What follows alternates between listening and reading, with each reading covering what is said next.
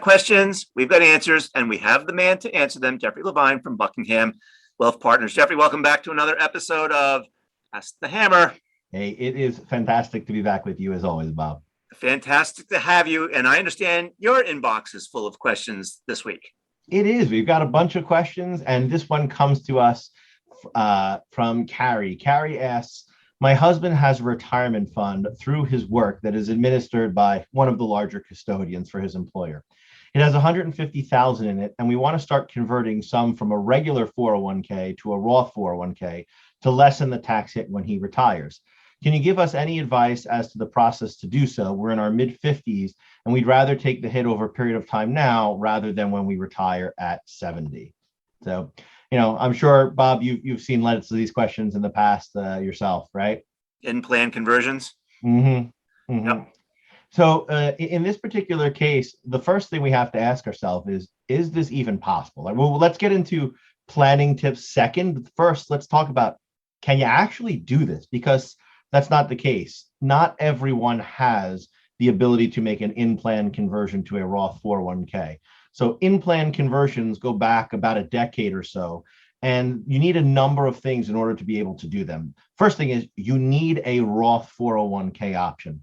As I'm fond of saying, Bob, the Roth 401k is like the leather seats on a car, right? If you walked into the dealership and you were staring in through the car's windows at the seats on the car, and you just like standing there, my goodness, it's beautiful. And all of a sudden the salesperson came over and said, oh, you like it? And said, yeah, this is magnificent. I've never seen anything so nice in my whole life. And so would you like me to take you for a test drive? And you turn to the person, no. I don't want the car. I just want the leather seats. Like they'd look at you like you were a little cuckoo, right? Like that wouldn't work. And so it's the same thing here with the Roth 401k. Just like you can't buy the leather seats of the nice car without buying the nice car itself, you've got to have the regular 401k, and the Roth 401k is an add-on feature. Don't have to. You can go with the cloth seats. You can go with the regular only 401k. So that's the first thing. The second thing is, just because your plan has a Roth 401k feature doesn't necessarily mean you can do an in-plan conversion. That is a separate option of the plan. They may allow that. They may not. So the first thing is check and see if you can actually do this. Now, the second thing here I would say is that this person said they're in their mid-50s. Generally, until you reach 59 and a half, you're kind of limited in terms of your ability to move money outside the plan. But once you hit 59 and a half, at that point, there may be the ability to do both an in-plan conversion or potentially, if the plan allows, to pull money out via an in-service distribution where you are doing conversions, let's say, to a Roth IRA instead of a Roth 401k.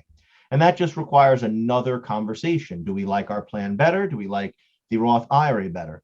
And there are investment ramifications, obviously different investments you may be able to get in your Roth IRA versus your Roth 401k. There are also tax implications as well. For instance, when will all the dollars be tax-free? Well, it can depend upon where those dollars are. Will there be required minimum distributions? There are for Roth 401ks, but there are not for Roth IRAs. So there are tax implications in addition to the investment implications. Finally, we get to what are some tips and things to maximize this. And I think our reader is on the right track, which is a lot of times it makes sense to spread this over many years, particularly if you've done a really good job saving. In this particular case, the person said, I have $150,000. Well, that's fantastic. That's great. That's a lot more than a lot of people have saved. Is it better to do that conversion now, or is it in fact better maybe to wait until you have lower income later? Will your income be materially less in retirement? Maybe not, when you look at adding in Social Security and whatever pensions perhaps that individual may be entitled to, investment income, along with the RMDs from the account that would be required generally at 72. So perhaps spreading it over, but maybe it is really waiting a little bit until income is lower in retirement or otherwise. And then the other thing I would say is always coordinate your overall asset allocation with your overall asset location.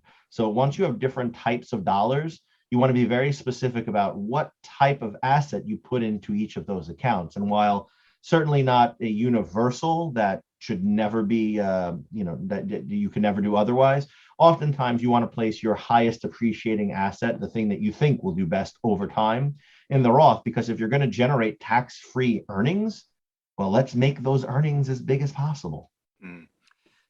So many questions, but I think I'll focus on one, which is assuming that they do have a Roth 401k option, there's nothing to stop them from contributing to that now instead of, say, their traditional 401k.